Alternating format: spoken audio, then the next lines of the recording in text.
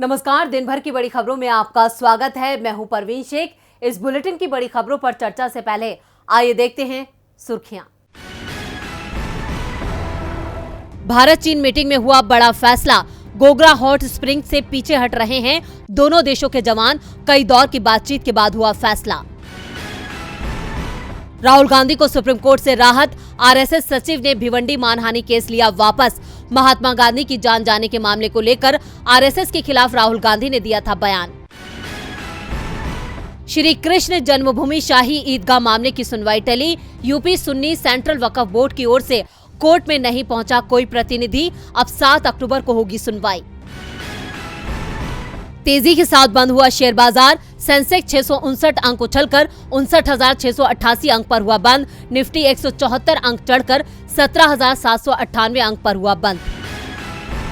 तो ये थी सुर्खियां और अब बात करते हैं आज की सबसे बड़ी खबर की, जो जुड़ी है राहुल गांधी से। राहुल गांधी इस वक्त सुर्खियों में हैं। वजह कांग्रेस की भारत जोड़ो यात्रा। आज से राहुल गांधी ने पद यात्रा शुरू कर दी है। इस यात्रा में लोगों का जन सैलाब नजर आया। राहुल यात्रा से पहले ही कह चुके हैं कि ये यात्रा नहीं तपस्या है। तो क्या राहुल की इस यात्रा से उखड़ जाएंगे बीजेपी के पैर? इस खबर पर करेंगे विस्तार से चर्चा।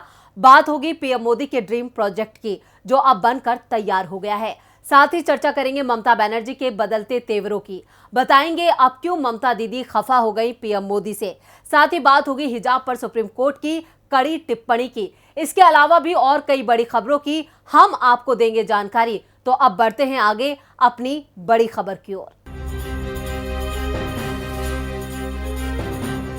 तो दोस्तों, राहुल गांधी भारत को जोड़ने की राह पर चल पड़े हैं, जिसने बीजेपी की बेचैनी को और बढ़ा दिया है। क्योंकि बीजेपी अब तक तोड़ने की राजनीति करती आई है, ये कहना है कांग्रेस का। राहुल की इस यात्रा को लोगों का खूब समर्थन मिल रहा है। आज राहुल की पदयात्रा में लोगों का जन सैलाब नजर आया और राहुल भी लोगों से संवाद करते नजर आए। देखते हैं ये रिपोर्ट। तिरंगा थामे सड़कों पर निकले राहुल गांधी। भारत जोड़ो यात्रा में उमड़ा जन सैलाब। लाखों की भीड़ के साथ राहुल ने लोगों से किया संवाद। 2024 के लिए राहुल का आरंभ है प्रचंड। कांग्रेस की भारत जोड़ो यात्रा के तहत पदयात्रा का आगाज बुधवार को हो गया था। कांग्रेस नेता राहुल गांधी इस पदयात्रा का नेतृत्व कर रहे हैं। उनके साथ पार्टी के तमाम बड़े नेता मौजूद हैं। कांग्रेस ने 7 सितंबर को राहुल गांधी को राष्ट्रीय ध्वज सौंपे जाने के साथ ही अपनी राष्ट्रव्यापी भारत जोड़ो यात्रा की शुरुआत की। इस रैली में कांग्रेस के वरिष्ठ नेता दिग्विजय सिंह ने यात्रा के लिए कन्याकुमारी से कश्मीर तक पैदल चलने के लिए सहमत होने के लिए राहुल गांधी को धन्यवाद दिया था। कांग्रेस की भारत जोड़ो यात्रा का आज दूसरा दिन है। आज राहुल गांधी ने कई जगहों पर महिला कार्यकर्ताओं और दलित एक्टिविस्ट से संवाद किया। इस बीच राहुल से लिपटे एक बच्चे वाली तस्वीर वायरल हो रही है, जिसको लेकर राहुल ने ट्वीट किया। ये तस्वीर शेयर की है। राहुल ने लिखा है, देश के भविष्य की बुनियाद यही है, आने वाले कल की शुरुआत यही है। एक तेरा कदम एक मेरा कदम, मिल जाए तो जुड़ जाए अपना वतन। कांग्रेस की भारत जोड़ो यात्रा को लेकर कार्यकर्ताओं का जोश और उत्साह देखते ही बन रहा है। गुरुवार को कांग्रेस की ये यात्रा कन्याकुमारी के अगस्ती स्वर्ण से शुरू हुई और ये आज नगर कोइल तक गई। कांग्रेस ने यात्रा को लेकर कहा है कि ये देश को एक करने की यात्रा है। ये यात्रा इतिहास लिखेगी। कांग्रेस का ये कहना है कि ये यात्रा एकता की शक्ति दिखाने, कदम से कदम मिलाने और सपनों का भारत बनाने के लिए है। कांग्रेस ने इसे पूरे देश की यात्रा बताया है। इस यात्रा में हर दिन 25 किलोमीटर की पदयात्रा होगी और 150 दिन में 3,570 किलोमीटर का सफर तय किया जाएगा। इसे अब तक की सबसे लंबी पदयात्रा बताया जा रहा है। 150 दिन में 3,570 किलोमीटर का सफर तय करने वाली ये यात्रा 11 सितंबर को केरल पहुंचेगी और अगले 18 दिनों तक राज्य से होते हुए 30 सितंबर को कर्नाटक पहुंचेगी। अब देखना होगा कि राहुल की ये मेहनत क्या रंग लाती है। तो क्या राहुल ने 2024 की बिसात बिछा दी है? राहुल की ये यात्रा क्या वाकई इतिहास बनाएगी? उसके लिए थोड़ा इंतजार करना होगा। लेकिन सेंट्रल विस्टा को देखने के लिए अब आपको इंतजार नहीं करना होगा।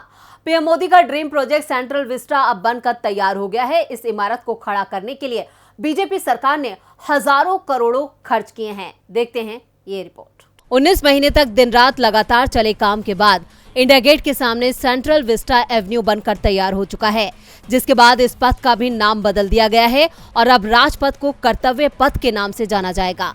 और अब शीतकालीन सत्र नए संसद भवन में ही होगा। आपको बता दें, इंडिया गेट के दोनों तरफ नई शॉप बनी है, जिनमें अलग अलग राज्यों के फूड स्टॉल होंगे। टूरिस्ट पहले की तरह अब लॉन में बैठकर घर से लाया खाना नहीं खा सकेंगे। इसके अलावा वेंडर भी खास जोन में ही स्टॉल लगा सकेंगे। 2 नई पार्किंग में 1100 से ज्यादा गाड़ियां पार्क की जा सकेंगी। निगरानी के लिए 300 से ज्यादा सीसीटीवी कैमरे लगाए गए हैं। सेंट्रल पब्लिक वर्कर्स डिपार्टमेंट ने सेंट्रल एवेन्यू रीडेवलपमेंट के लिए जनवरी 2021 में 502 करोड़ रुपए का टेंडर निकाला था।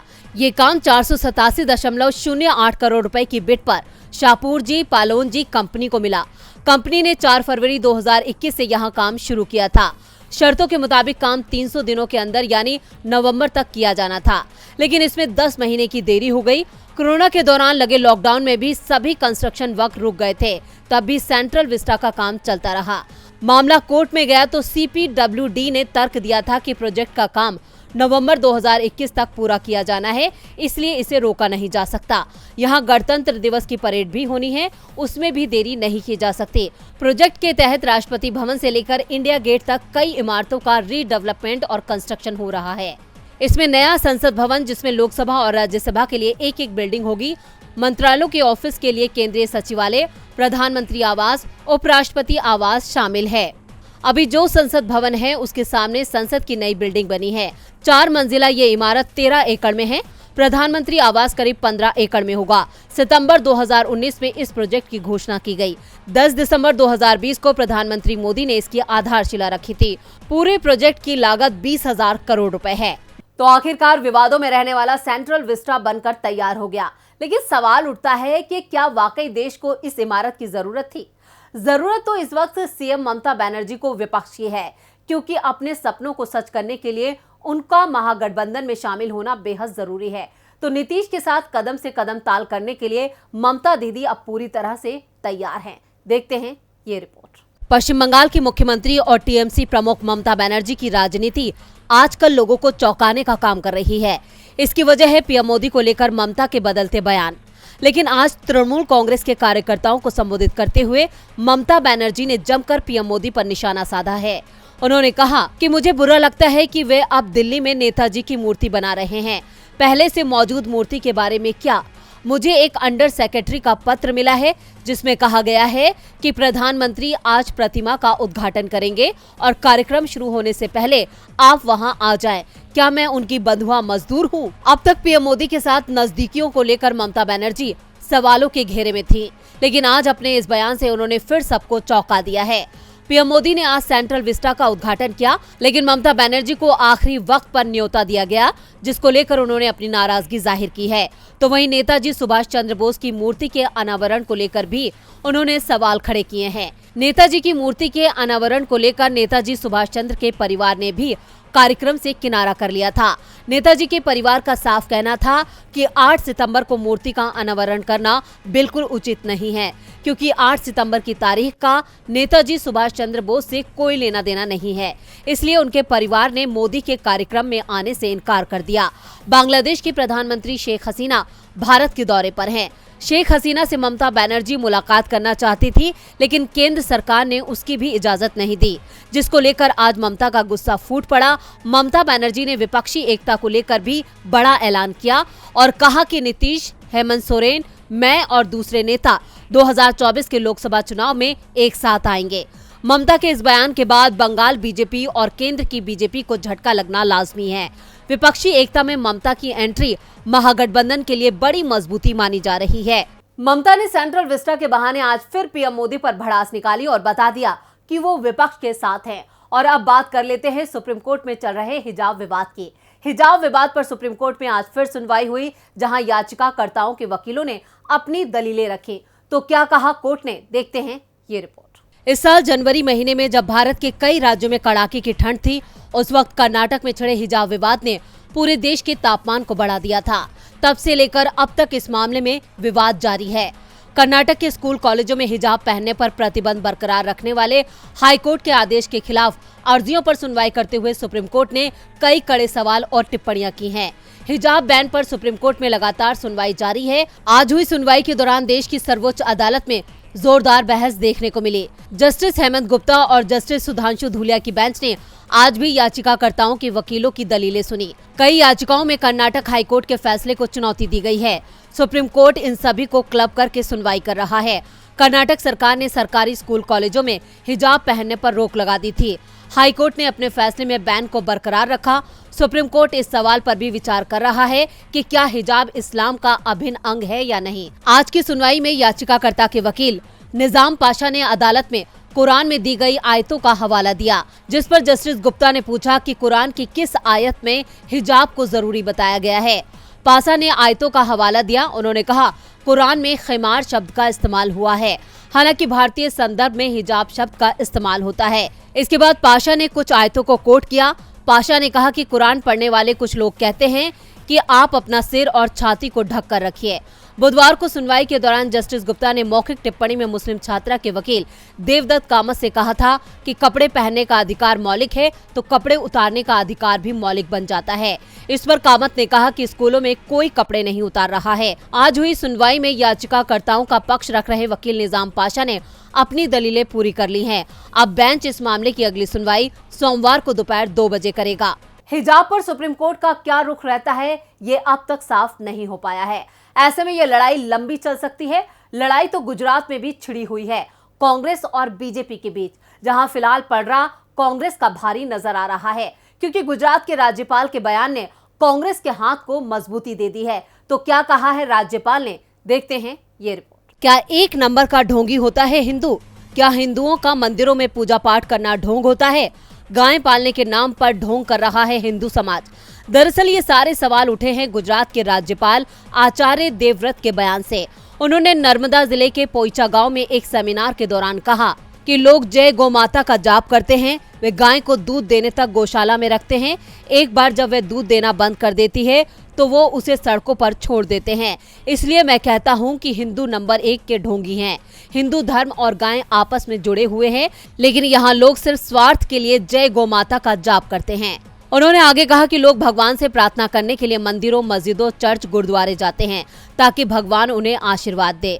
मैं कहता हूं कि अगर आप जैविक खेती की ओर बढ़ते हैं तो भगवान आपसे ऐसे ही खुश हो जाएंगे। आचार्य देवव्रत भले ही जैविक खेती की बात करते करते हिंदू धर्म पर तंज कस गए, लेकिन उनका बयान अब बीजेपी नेताओं की चिंता बढ़ा रहा है।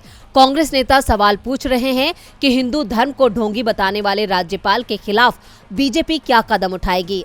आखिर राज्यपाल देवव्रत पीएम मोदी की पसंद है।